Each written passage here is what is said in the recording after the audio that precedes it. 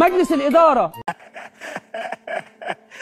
بص يا كابتن، مجلس الاداره مقصر واخطا. نادي الزمالك حلم الجماهير، نور، خلي نادينا يشوف النور. ده انتوا شفتوا ايام سودة عليكم على اهلكم، ده انتوا محتاجين ضرب الجزم. شوف النور.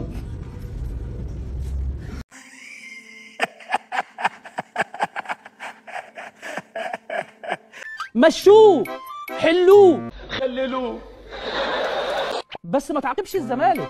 انا كزمالك مبني مستقبل الزمالك مبني على الارض يا كابتن. والله ما في زملكاوي فاهم كوره.